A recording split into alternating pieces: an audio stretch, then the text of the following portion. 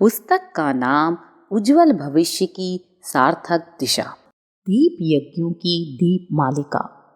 धूमधाम वाले समारोह द्वारा जनसाधारण की उत्साह वृद्धि और चर्चा चलती रहने जैसे लाभों को देखते हुए भी उन्हें नियंत्रित और सीमित बनाने की आवश्यकता पड़ी, क्योंकि बड़ी व्यवस्था में प्रमुख कार्यकर्ताओं के व्यस्त हो जाने पर जन संगठन और निर्धारित कार्यक्रमों का क्रियान्वयन तो गौण ही पड़ जाता है।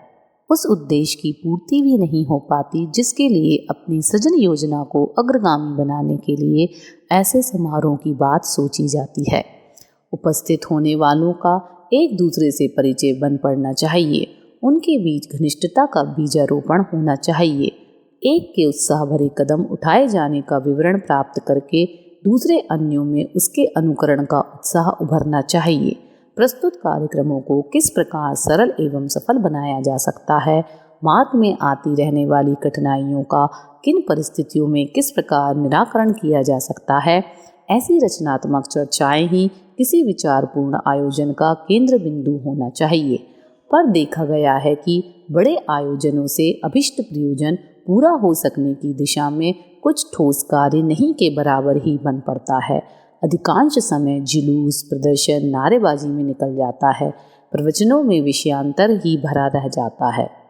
विचारशीलता को अभिष्ट मार्गदर्शन के लिए अवसर नहीं मिलता और तथाकथित बड़े आदमी सभा मंच पर घुड़सवारों की तरह चढ़ दौड़ते हैं। वे अपनी मान्यताओं के अनुरूप ऐसा कुछ बकते झकते रहते हैं जिसका अपने प्रचंड अभियान के साथ दूर का भी संबंध नहीं होता। वृत्ताएं चूं चूं का मुरब्बा बनकर रह जाती हैं। बड़े आदमी, बड़े नेता, बड़े वेश विन्यास वालों को प्रवचन के लिए बटोर लेने भर से विचारों की अभिव्यक्ति एक प्रकार से बुरी तरह अस्त व्यस्त हो जाती है। भीड़ भाड़ तो रीछ बंदर नचाने वाले मदारी भी जमा कर लेते हैं। बाजीगर, नृतक भी इस दृष्टि से सफल माने जा सकते हैं। पर्व स्नान के अवसर पर तथा कथित तीर्थों में इतनी भीड़ जमा होती है और इतनी धक्कापेल रहती है कि यह सोचना और खोजना कठिन हो जाता है कि आखिर इतने लोग इतना पैसा और इतना समय खर्च करके क्या मात्र पर्यटन का मनोरंजन करने के लिए ही जमा होते हैं।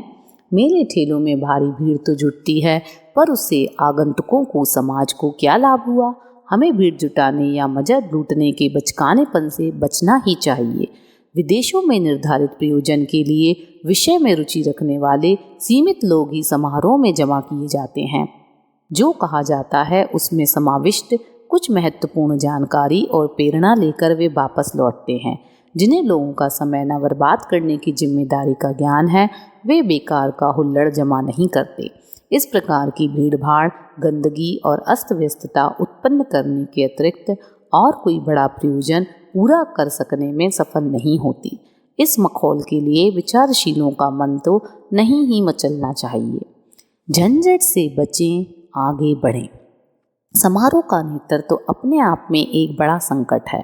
उसमें महत्वाकांक्षियों के चेहरे मट चमकाने, मुंह मटकाने, ऊंचे तख्त पर जा बैठने और माइक पकड़कर कुछ भी बकने झकने की विडंबना प्रत्यक्ष और परोक्ष रूप में आपस में टकराती है। मनोमालिन्य उपजाता है, पार्टी बंदी खड़ी होती है और अंततः ऐसे कुछ चक्र चल पड़ते हैं जिनके कारण आयोजन के मूल उद्देश्य का सर्वनाश होकर ही रहे। इस कटु सत्य को घटित होते हुए आए दिन हम देखते हैं। इसलिए इस निष्कर्ष पर पहुंचना ही पड़ता है कि समारोह नियोजित करने से पूर्व 1000 बार यह सोचना चाहिए कि इनसे इस महापरिवर्तन की बेला में अभिष्ट उद्देश्य की पूर्ति में कितनी किस स्तर की सफलता मिल सकती है। प्रस्तुत दृष्टिकोण को ध्यान में रखते हुए हमें छोटे व्यवस्थित और सारगर्भित आयोजनों तक ही अपने को सीमाबद्ध करना चाहिए। अनेक दृष्टियों से अनेक बार विचार करने के उपरांत इस निष्कर्ष पर पहुंचा गया है कि नव निर्माण योजना के अंतर्गत किए जाने वाले आयोजनों का स्वरूप दीप यज्ञ स्तर का होना चाहिए। उनमें विचारशील लोगों को प्रवेश पत्र देते हुए आमंत्रित करना चाहिए। इतना ही नहीं, उनके घरों पर टोली बनाकर जाना चाहिए और उपस्थित होने के लिए आग्रह भरा अनुरोध करना चाहिए। समझ लेना चाहिए कि सफलता भीड़ जुटा लेने में नहीं, वरन विचारशीलों की छोटी गोष्ठी संगठित कर लेना भी कम महत्व का काम नहीं है। किसी आंदोलन या अभियान को सफलतापूर्वक चलाने में सदा विचारशीलों की मंडली ही कुछ उत्साहवर्धक परिणाम प्रस्तुत कर सकने में सफल हुई है। अनगढ़ लोगों की, अबोध बच्चों की भीड़ जुटा लेने से और मात्र जनसंख्या को देखते हुए किसी प्रकार मन समझाने की बात बनती है। महत्वपूर्ण प्रयोजन की सिद्धि में कोई योगदान बन पड़ने जैसी स्थिति होती ही नहीं। भावनात्मक वातावरण बनाने, श्रद्धा उभारने और आयोजन में गंभीरता का पुट देने के लिए यदि उसका स्वरूप धार्मिकता के साथ जुड़ा हुआ रह सके तो उसमें समझदारी और दूरदर्शिता का समुचित पुट होने की बात बनती है। आदर्शवादी शिक्षण विचार विनिमय को यदि धार्मिकता के वातावरण में संपन्न किया जाए तो उसकी परिणति निश्चय ही अधिक गंभीर एवं अधिक महत्वपूर्ण हो सकती है। इस मनोवैज्ञानिक तथ्य को समझने और समझाने में कोई कठिनाई नहीं होनी चाहिए। दीप यज्ञ युक्त गोष्ठियों में यह प्रयोजन भली प्रकार पूरा होता देखा गया है। युगानुरूप सरल सशक्त विधा। गायत्री मंत्र की महान महिमा और अग्निहोत्र से उत्पन्न ऊर्जा की गरिमा शास्त्रकार और साधना क्षेत्र के अनुभवी आप्तजन बखानते हुए थकते नहीं।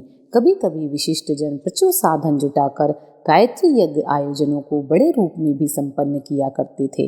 प्रीति भोजों और दान दक्षिणा का समावेश भी उनमें रहता था। उनके लिए श्रेयाधिकारी भी वरिष्ठ लोग ही बनते थे। पर अब परिस्थितियां सर्वथा दूसरी हैं। समय की दृष्टि से व्यस्त, साधनों की दृष्टि से अभावग्रस्त अधिकांश लोगों को देखा जाता है।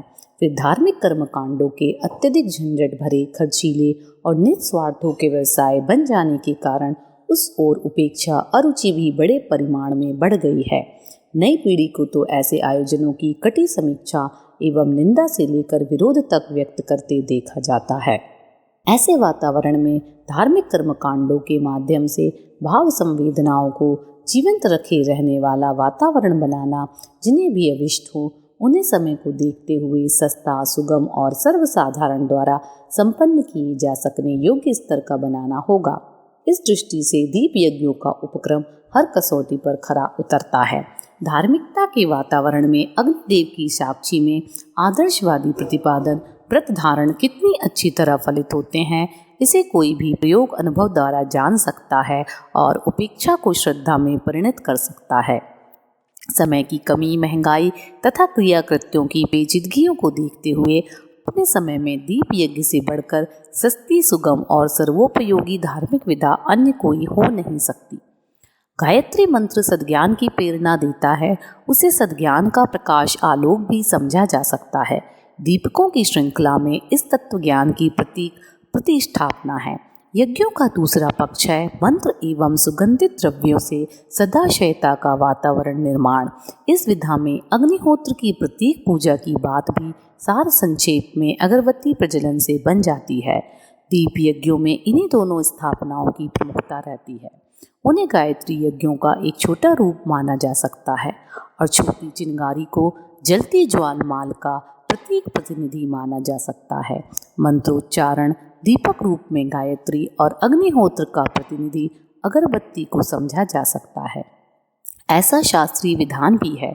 मिट्टी के ढेले में कलावा लपेटकर गणेश जी की स्थापना का प्रयोजन पूरा किया जाता है। पंचोपचार में धूप, दीप, नैवेद्य, जल, अक्षत आदि का प्रयोग होता है। यह पांचों ही मनुष्य की उच्च स्तरीय सद्भावनाओं का प्रतिनिधित्व करते हैं। शिवलिंग का गोलक विश्व ब्रह्मांड का, विश्व मानव का ही एक दृश्यमान रूप है। देशभक्ति का प्रतिनिधि राष्ट्रीय झंडा माना और फहराया जाता है। इस दृष्टि से छोटे दीप यज्ञों को बड़े गायत्री यज्ञों की सुविस्तृत विधा का प्रतीक मानने में किसी को कोई आपत्ति नहीं होनी चाहिए।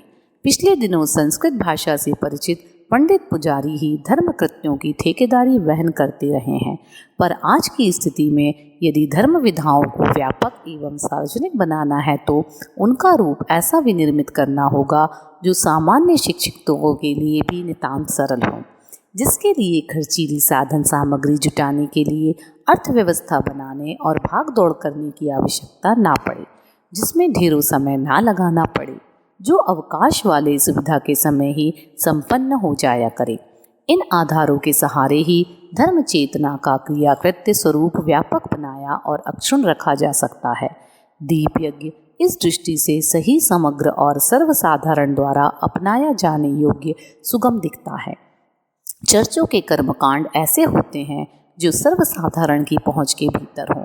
मस्जिदों की नमाज भी ऐसी होती है जिसे सरलतापूर्वक सीखा और किसी के द्वारा अपनाया जा सकता है।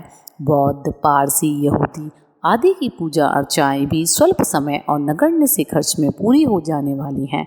भारतीय धर्म में भी शिवजी पर या सूर्य नारायण को एक लोटा जल चढ़ाने भर से बात बन जाती है।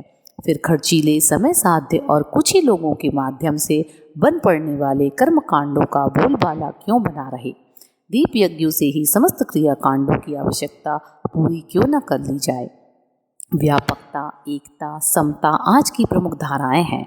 यह तीनों गायत्री दीप यज्ञों के साथ जुड़ी हुई विधाओं के माध्यम से अपने संदेशों को संकेत रूप में भली प्रकार व्यक्त कर सकने में समर्थ हैं। इस माध्यम से हर श्रद्धालु को धर्म कृत्य संपादित करने का श्रेय बिना किसी जाति, वर्ण, लिंग का भेदभाव किए समान रूप से मिल जाता है और साथ ही उसके व्यापक बनने का भी द्वार खुल जाता है। नवयुग का स्वागत करें।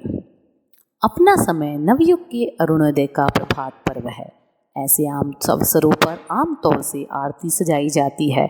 जब नया वर्ष दीपावली से आरंभ होता था, तब नववर्षोत्सव दीपमालिका सजाकर उस पुण्यकाल की अभ्यर्थना की जाती थी।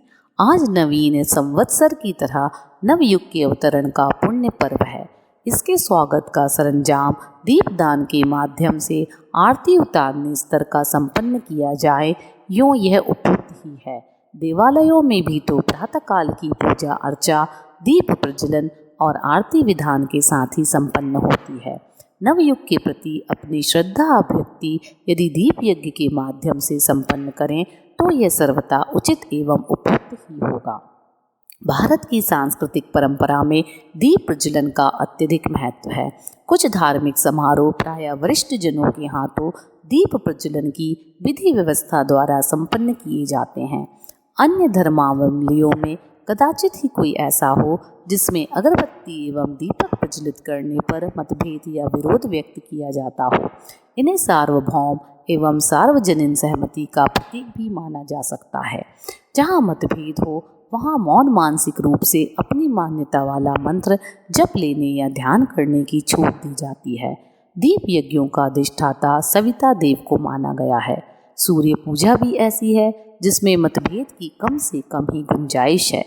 निराकारवादी, साकारवादी दोनों ही सूर्य का ध्यान या नमन करते देखे जाते हैं। इस प्रकार विश्व एकता की दिशा में बढ़ चढ़ने की दृष्टि से भी दीप यज्ञों की उपयोगिता सार्वभौम स्तर की बन पड़ती है। यह विद्या मात्र कर्मकांड नहीं है, उसके साथ लोकमानस के परिष्कार का, आदर्शवादी प्रचलनों का, विचार विनिमयों का कार्यक्रम भी अनिवार्य रूप से जुड़ता है। दीप यज्ञ मात्र पूजा विधान या उपासना स्तर का कर्मकांड भर नहीं है, उसकी जहाँ भी व्यवस्था की जाएगी वहाँ साथ में सदाशयता का उद्बोधन, निरूपण, विवेचन भी जुड़ा रहेगा। आदर्शों के प्रति श्रद्धा संवर्धन और मानवीय गरिमा के अनुरूप चिंतन, चरित्र एवं व्यवहार का निरूपण भी किया जाएगा। इसके बिना चिन्ह पूजा से वह कृत्य पूरा नहीं होता। प्रचलन के अनुसार स्नान, दर्शन, नमन, स्तवन, उपहार, मनुहार जैसी कुछ हलचल कर देने मात्र से काम कहाँ बनता है। ऐसी निष्प्राण पूजा दीप यज्ञों को अपूर्ण ही करती रहेंगी। उसे पूर्ण करने के लिए सहगान, कीर्तन एवं युग धर्म के प्रतिपाद युक्त कायाकल्प जैसे धर्म कृत्य का उसके साथ सघन समावेश है। पर्व, त्योहार, संस्कार एवं अन्य उत्साहवर्धक अवसरों पर कुछ न कुछ कहने, सुनने, समझने, समझाने का प्रसंग होता है। उन अवसरों पर छोटे बड़े दीप यज्ञ आयोजित करते रहना चाहिए। वार्षिकोत्सव भी इसी तरह संपन्न किए जा सकते हैं। जहाँ जो आयोजन सम्मिलित रूप से संपन्न किए जाते हैं, उनकी प्रेरणाओं से तालमेल बिठाते हुए दीप यज्ञ की व्यवस्था सरलतापूर्वक बनाई जा सकती है और सर्वसाधारण को नवसृजन के लिए कुछ न कुछ करते रहने के लिए प्रोत्साहित किया जाता रह सकता है। जन्मदिन, साप्ताहिक सत्संग, पर्व, संस्कार आदि कोई भी आयोजन दीप यज्ञ के साथ सहज ही संपन्न हो सकता है। पूजा वेदी पर श्रद्धा प्रतीकों के साथ इच्छित संख्या में दीपक एवं अगरबत्तियों की स्थापना की जाए। सामान्य देव आवाहन के साथ दीपक एवं अगरबत्ती प्रज्वलित करके सामूहिक रूप से गायत्री मंत्र का गान किया जाए।